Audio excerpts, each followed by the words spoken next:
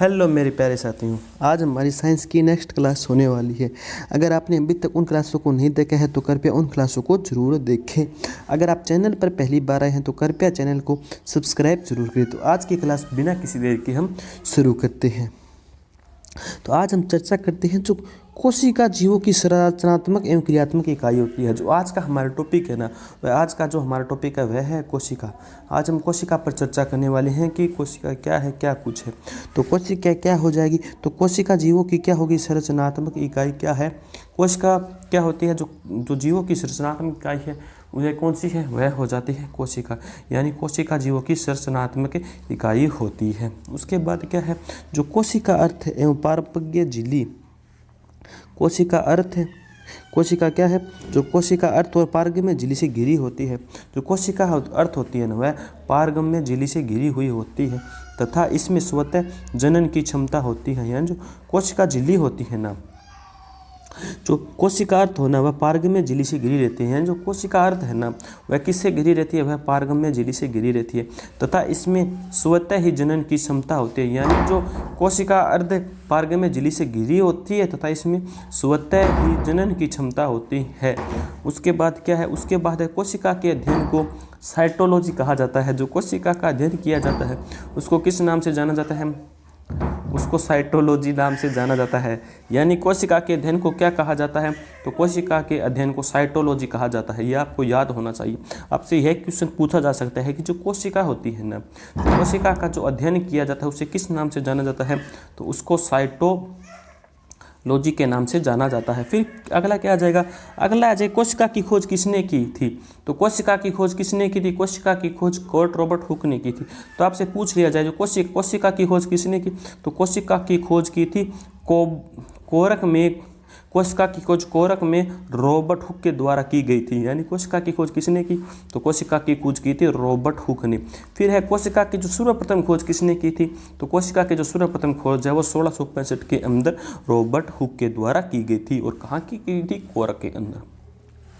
फिर क्या है, फिर है संजीवों में कोशिका की खोज 1674 ईस्वी के अंदर एंटोनी वोली ल्यूवेहॉन ने की थी। यानी जो संजीव है ना, जो संजीव है, संजीवों में जो कोशिका की खोज है कब की गई, तो संजीवों में कोशिका की खोज 1674 के अंदर की गई थी। किसी ने की थी, एंटोनी वोन ल्यूवेहोनकोक ने की थी। यानी जो संजीवों के अंदर जो कोशिका की खोज है वह किसने की थी, तो संजीवों के अंदर जो कोशिका की खोज है ना, वह 1674 के अंदर एंटोनी वोन ल्यूवेनहोक के द्वारा की गई थी। यह सजीवों के अंदर जो कोशिका की खोज है वो उनके द्वारा की गई थी। फिर क्या है, सर्वप्रथम संयुक्त सूक्ष्मदर्शी का आविष्कार 1665 के अंदर रॉबर्ट हुक ने किया था। तो आपसे पूछ लिया जाए कि सबसे पहले जो सूक्ष्मदर्शी है ना उसका आविष्कार किसने किया था, तो सबसे पहले सूक्ष्मदर्शी का आविष्कार 1665 के अंदर रॉबर्ट हुक के द्वारा किया गया था। फिर है क्या है, इलेक्ट्रॉन सूक्ष्मदर्शी का आविष्कार 1932 के अंदर नोएल व रस्का ने किया था। तो आपसे यह पूछ लिया जाए कि सर्वप्रथम जो सूक्ष्मदर्शी है उसका आविष्कार किसने किया, तो जो सबसे पहले सूक्ष्मदर्शी है ना उसका आविष्कार 1665 में रॉबर्ट हुक ने किया था। फिर क्या है, अगला है रॉबर्ट ब्राउन ने 1631 में कोशिका में केंद्रक व केंद्रिका का पता लगाया था। तो आपसे यह पूछ लिया जाए कि 1665 में तो सर्वप्रथम क्या हुआ, सूक्ष्मदर्शी का आविष्कार हुआ जो रॉबर्ट हुक ने किया था। और फिर क्या है, जो इलेक्ट्रॉन सूक्ष्मदर्शी है ना उसका आविष्कार 1932 में नॉएल व रस्का ने किया था। तो सर्वप्रथम सूक्ष्मदर्शी का आविष्कार 1932 के अंदर नोएल व रस्का ने किया था। फिर क्या है, रॉबर्ट ब्राउन ने 1831 ने कोशिका व केंद्रक व केंद्रिका का पता लगाया था। यानी जो रॉबर्ट ब्राउन है ना, तो रॉबर्ट ब्राउन ने 1831 में कोशिका में केंद्रक व केंद्रिका का पता लगाया था। फिर कोशिका सिद्धांत क्या है, कोशिका सिद्धांत 1838 से 1839 के ईस्वी के दौरान साइलेंड यानी एम जेन स्किल्टिन का सेवान थियोडोर सेल्विन ने प्रस्तुत किया था। यानी जो कोशिका सिद्धांत है वह 1838 से लेकर 1839 में साइडेन एम जे साइडेन व सेवान थियोडोर सेल्विन ने प्रस्तुत किया था। थियोडोर सेल्विन ने प्रस्तुत किया था। यानी जो कोशिका सिद्धांत है वह किसने कब सिद्धांत दिया था। तो कोशिका जो सिद्धांत है ना 1838 में और 1839 में स्लाइंडे यानी एमजे स्लाइंडे व सेवान थियोडोर सेवान ने इसको प्रस्तुत किया था। फिर सर्वप्रथम कोशिका विभाजन सिद्धांत रुडोल्फ विर्चो ने 1855 में किया था। तो सर्वप्रथम कोशिका का विभाजन सिद्धांत है ना वह है रुडोल्फ विर्चो ने 1855 में किया था। यानी आपसे यह पूछ लिया जाए कि सर्वप्रथम कोशिका विभाजन का सिद्धांत किसने दिया था, तो सर्वप्रथम कोशिका का विधान रुडोल्फ विर्चो ने 1855 में दिया था। फिर क्या है, संजीव की सबसे बड़ी कोशिका शुतुरमुर्ग का अंडा है। यानी जो संजीव होते हैं ना, तो सजीव की जो सबसे बड़ी कोशिका है वह कौन सी है, तो सजीव की जो सबसे बड़ी कोशिका है वह शुतुरमुर्ग का अंडा होती है, जिसकी लगभग साइज पर बात की जाए तो जिसका लगभग साइज होता है 170 × 155 mm होता है। यानी जिसका साइज 170 × 155 mm होता है। संजीव की सबसे छोटी कोशिका क्या है, माइकोप्लाज्मा जीवाणु है। तो संजीवों की जो सबसे छोटी कोशिका है वह कौन सी है, तो संजीवों की जो सबसे छोटी कोशिका है वह है माइकोप्लाज्मा जीवाणु है। वह PPLO या फिर PPLO में होती है, जिसका आकार लगभग 0.1 माइक्रोमीटर होता है। जिसका आकार कितना होता है, 0.1 माइक्रोमीटर होता है।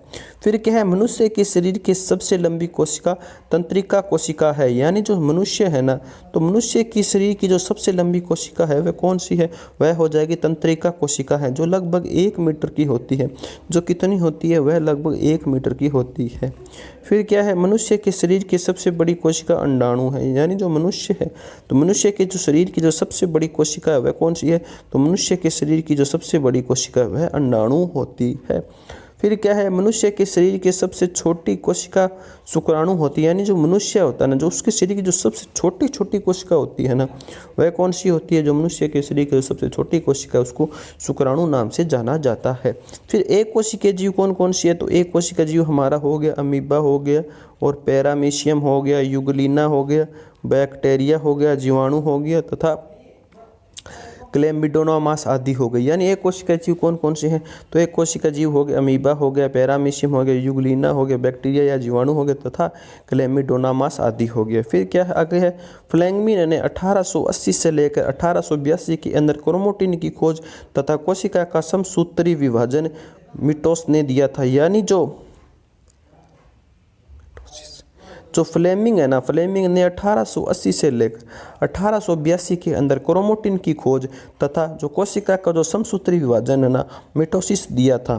फिर क्या है, वाटसन व क्रिक ने 1953 के अंदर DNA का डबल डेलिक्स संरचना का मॉडल प्रस्तुत किया है। यानी जो वाटसन व क्रिक थे उन्होंने DNA का डबल हेक्सिस संरचना का मॉडल प्रस्तुत किया था। फिर अगला क्या है, अगला है स्टारबर्गस ने 1884 में पैतृक लक्षणों को एक पीढ़ी से दूसरी पीढ़ी तक ले जाने में केंद्र की भूमिका के बारे में बताया था। यानी जो स्टारबर्गर ने 1884 में जो पैतृक लक्षणों को एक पीढ़ी से दूसरी पीढ़ी तक ले जाने में केंद्र की भूमिका के बारे में बताया था। फिर आगे क्या है, आगे है कि जो वाल्डेयर है ना, जो आगे क्या है, आगे है वाल्डेयर ने 1888 के अंदर गुणसूत्र का नामकरण किया था। तो आपसे पूछ लीजिए कि जो गुणसूत्र का नामकरण है वह किसने किया था, तो गुणसूत्र का नाम किया था वाल्डेयर ने किया था। फिर अगला क्या है, अगला है कैमिलो गोल्जी ने, यानी जो कैमिलो गोल्जी ने 1898 में गोल्जी गाय की खोज की थी। तो आपसे पूछ लिया जाए कि गोल्जी गाय की खोज किसने की थी, तो गोल्जी गाय की खोज कैमिलो गोल्जी ने की थी। कब की थी, 1898 में की थी। फिर अगला है रिचर्ड या फिर अल्टम ने, यानी रिचर्ड या अल्टम ने 1890 में माइटोकॉन्ड्रिया की खोज की, जिसे उसे बायोप्लाट्स नाम दिया। पू पेनेडा ने 1898 में से माइटोकॉन्ड्रिया का नाम दिया गया था। यानी जो रिचर्ड अल्टमन ने 1890 ईस्वी में माइटोकॉन्ड्रिया की खोज की, जिसे उसने बायोप्लास्ट नाम दिया। पेनेडा ने 1898 में से माइटोकॉन्ड्रिया नाम दिया। फिर क्या है, वायरस कोशिका सिद्धांत का अपवाद है। यानी जो वायरस होता है ना, वह कोशिका सिद्धांत का अपवाद होता है। तो जो वायरस होता है ना, वायरस कोशिका सिद्धांत का अपवाद है। वो जो लाइसोसोम की खोज है ना, तो लाइसोसोम की खोज 1958 के अंदर DW ने की थी। तो एक बार पुनः हम इन पर चर्चा कर लेते हैं। तो कोशिका है ना, जो कोशिका सभी जीवों की संरचनात्मक एवं क्रियात्मक इकाई होती है। तो आपको पता होना चाहिए कि जो सभी जीव होते हैं ना, उनकी संरचनात्मक व क्रियात्मक इकाई कौन सी होती है। तो उनकी संरचनात्मक और क्रियात्मक इकाई होती है ना, वह कोशिका होती है। कोशिका का जो अर्ध होता है ना, वह पारगम्य झिल्ली से घिरी रहती है। जो कोशिका का अर्ध हो है ना, वह जो पारगम्य झिल्ली से घिरी रहती है वो, तथा इसमें स्वतः जनन की क्षमता होती है। यानी कोशिका के अंदर स्वतः ही जो जनन की क्षमता होती है। फिर क्या है, जो कोशिका का जो अध्ययन किया जाता है ना, उसको साइटोलॉजी कहते हैं। तो आपसे पूछ लिया जाए कि कोशिका के अध्ययन को क्या कहा जाता है, तो कोशिका के अध्ययन को साइटोलॉजी कहा जाता है। और कोशिका क्या है, कोशिका जीवों की संरचनात्मक एवं क्रियात्मक इकाई होती है। तो कोशिका क्या होगी, कोशिका जीवों की संरचनात्मक और क्रियात्मक इकाई होती है। फिर क्या, जो कोशिका का अर्ध होता है वह किससे घिरा रहता है, वह पारगम्य झिल्ली से घिरी रहती है। और इसमें क्या होता है, इसमें स्वतः ही जनन की क्षमता होती है। फिर क्या है, फिर कोशिका के अध्ययन को साइटोलॉजी कहा जाता है। यानी जो कोशिका होती है उसके अध्ययन को किस नाम से जाना जाता है, तो कोशिका के अध्ययन को साइटोलॉजी के नाम से जाना जाता है। यानी जो कोशिका का अध्ययन है उसको साइटोलॉजी नाम से जाना जाता है। फिर क्या है, कोशिका की सर्वप्रथम खोज किसने की थी, तो कोशिका की जो सर्वप्रथम खोज है ना, वह 1665 ईस्वी के अंदर कोरक में रॉबर्ट हुक ने की थी। यानी कोशिका की सर्वप्रथम खोज किसने की, तो कोशिका की सर्वप्रथम खोज 1665 ईस्वी में कोरक में रॉबर्ट हुक ने की थी। तो कोशिका की खोज किसने की थी, तो कोशिका की खोज 1665 के अंदर रॉबर्ट हुक ने की थी। फिर क्या है, फिर है संजीवों में कोशिका की खोज कब हुई थी, तो संजीवों में कोशिका की खोज 1674 के अंदर हुई थी। तो आपको पता होना चाहिए जो कोशिका है ना, तो संजीवों के अंदर कोशिका की खोज कब की गई थी, तो जो संजीवों है ना, तो संजीवों के अंदर कोशिका की खोज 1674 के अंदर हुई थी। किसके द्वारा की हुई थी, एंटी वॉन ल्यूवेनहॉर्न के द्वारा की गई थी। यानी संजीवों के अंदर जो कोशिका की खोज है वो किसने की, एंटोनी वॉन ल्यूवेनहॉर्न ने की थी। यानी संजीवों के अंदर उन्होंने कोशिका की खोज की थी। फिर क्या है, संजीवों, फिर क्या है, सर्वप्रथम संयुक्त सूक्ष्मदर्शी का आविष्कार 1665 में रॉबर्ट हुक ने किया था। यानी जो सर्वप्रथम जो संयुक्त सूक्ष्मदर्शी है ना, तो सर्वप्रथम जो संयुक्त सूक्ष्मदर्शी है उसका आविष्कार किसने किया था, तो सर्वप्रथम जो सूक्ष्मदर्शी है ना उसका आविष्कार रॉबर्ट हुक ने किया था। कब किया था, रॉबर्ट हुक ने इसका आविष्कार 1665 में किया था। और साथ ही साथ इसी सन में उन्होंने कोशिका की खोज की थी। तो कोशिका की खोज और सर्वप्रथम संयुक्त सूक्ष्मदर्शी का आविष्कार किसने किया था, तो इसका आंसर हो जाएगा रॉबर्ट हुक ने किया था। फिर क्या है, इलेक्ट्रॉन सूक्ष्मदर्शी का आविष्कार 1932 में नॉल एवं रस्का के द्वारा किया गया था। यानी जो इलेक्ट्रॉनिक सूक्ष्मदर्शी है ना, तो उसका आविष्कार कब और किसने किया था, यानी जो इलेक्ट्रॉनिक सूक्ष्मदर्शी है ना उसका आविष्कार हमारा 1932 के अंदर नाल व रस्का ने किया था। तो इलेक्ट्रॉनिक सूक्ष्मदर्शी का आविष्कार कब हुआ था, तो इलेक्ट्रॉनिक सूक्ष्मदर्शी का आविष्कार 1932 में हुआ था। और किसके द्वारा हुआ था, नाल या फिर नाल व रस्का ने किया था। यानी नाल व रस्का ने इलेक्ट्रॉनिक सूक्ष्मदर्शी का आविष्कार किया था। फिर क्या है, फिर है रॉबर्ट ब्राउन, यानी 1831 में कोशिका में केंद्रक व केंद्र का पता लगाया था। तो कि कोशिका में केंद्रक व केंद्र का पता किसने लगाया था, रॉबर्ट ब्राउन ने। कब लगाया था, 1831 में। या फिर आपसे यह पूछ लिया जाए कि केंद्रक की खोज किसने की थी, तो केंद्रक की खोज की थी रॉबर्ट ब्राउन ने। कब की थी, 1831 के अंदर की थी। तो आपसे पूछ लिया जाए कि कोशिका की खोज किसने की, तो कोशिका की तो खोज हो जाएगा हमारा रॉबर्ट हुक ने। और केंद्रक की खोज किसने की, तो केंद्रक की खोज की थी रॉबर्ट ब्राउन ने। और कब की थी, तो इसका आंसर हो जाएगा 1831 में की थी। फिर क्या है, कोशिका सिद्धांत है ना, तो कोशिका सिद्धांत स्लाइड ने व फिर सेवान ने प्रस्तुत किया था। यानी जो कोशिका सिद्धांत है वह किसने प्रतिपादित किया, यानी किसने प्रस्तुत किया, तो वह हो जाएगा स्लाइडेन या फिर वह सेवान ने इसको प्रस्तुत किया था। फिर सर्वप्रथम कोशिका विभाजन सिद्धांत है ना, रुडोल्फ विर्चो ने 1855 में दिया था। यानी सर्वप्रथम जो कोशिका विभाजन का सिद्धांत है ना, वह रुडोल्फ विर्चो ने 1855 में दिया था। फिर क्या है, जो संजीवों की जो सबसे बड़ी कोशिका है वह कौन सी है, तो संजीवों की जो सबसे बड़ी कोशिका है ना शुतुरमुर्ग का अंडा है। यानी जो संजीव होते हैं तो संजीव की जो सबसे बड़ी कोशिका वह कौन सी हो जाएगी, तो संजीवों की जो सबसे बड़ी कोशिका है ना वह शुतुरमुर्ग का अंडा होती है, जिसका साइज लगभग 170 × 155 mm होता है। तो आपसे यह पूछ लिया जाए कि जो संजीव होते हैं ना, तो संजीव के अंदर सबसे बड़ी कोशिका किसकी होती है? तो संजीवों के अंदर जो सबसे बड़ी कोशिका होती है वह होती है शुतुरमुर्ग का अंडा होता है, जिसका साइज कितना होता है? जिसका साइज लगभग 170 से लेकर 155 mm तक का होता है। उसके बाद है संजीवों की जो सबसे छोटी कोशिका आती है वह कौन सी होती है? तो संजीवों की जो सबसे छोटी कोशिका है ना, वह माइकोप्लाज्मा जीवाणु। जो सब संजीवों की जो सबसे छोटी कोशिका माइकोप्लाज्मा जीवाणु वह PPLO में होती है, जिसका आकार 0.1 माइक्रोमीटर होता है। उसके बाद है मनुष्य के शरीर की सबसे लंबी कोशिका तंत्रिका कोशिका है, जो लगभग 1 मीटर होती है। यानी आपसे यह पूछ लिया जाए जो मनुष्य होता है ना, तो जो मनुष्य के जो शरीर की जो सबसे लंबी कोशिका है तो वह कौन सी है? तो मनुष्य के जो शरीर की सबसे लंबी कोशिका होती है ना, वह होती है तंत्रिका कोशिका। यानी मनुष्य के शरीर की सबसे लंबी कोशिका हमारी तंत्रिका कोशिका हो जाती है, जिसकी लंबाई कितनी होती है? जिसकी लंबाई 1 मीटर होती है। फिर क्या है? मनुष्य के शरीर की सबसे बड़ी कोशिका अंडाणु होती है। यानी मनुष्य की जो शरीर की सबसे बड़ी कोशिका होती है वह होती है अंडाणु, और जो सबसे लंबी कोशिका होती है ना, वह तो तंत्रिका तंत्र होती है, और जो सबसे बड़ी कोशिका होती है वह होती है अंडाणु। फिर क्या है? मनुष्य के शरीर की सबसे छोटी कोशिका शुक्राणु होती है। यानी जो मनुष्य होता है ना, उसके शरीर है ना, जो उसके शरीर की जो सबसे छोटी कोशिका होती है वह कौन सी होती है? तो मनुष्य के शरीर की जो सबसे छोटी कोशिका है वह शुक्राणु होती है। फिर है जो एक कोशिका जीव है। एक कोशिका जीव कौन कौन से है? एक कोशिका जीव हमारा अमीबा हो गया, पैरामीशियम हो गया, यूग्लिना बैक्टीरिया हो गया, या फिर जीवाणु हो गया, तथा क्लेमिडोमोनास आदि हो गया। यानी एक कोशिका जीव कौन कौन से? एक कोशिका जीव हो गया हमारा अमीबा हो गया, पैरामीशियम हो गया, यूग्लिना बैक्टीरिया हो गया, जीवाणु हो गया, या फिर क्लेमिडोमोनास आदि हो गया। फिर क्या अगला है हमारा फ्लेमिंग ने 1880 से लेकर 1882 के अंदर क्रोमेटिन की खोज तथा कोशिका का समसूत्री विभाजन दिया था। यानी कोशिका का समसूत्री विभाजन किसने दिया था? तो कोशिका की समसूत्री विभाजन फ्लेमिंग ने दिया था।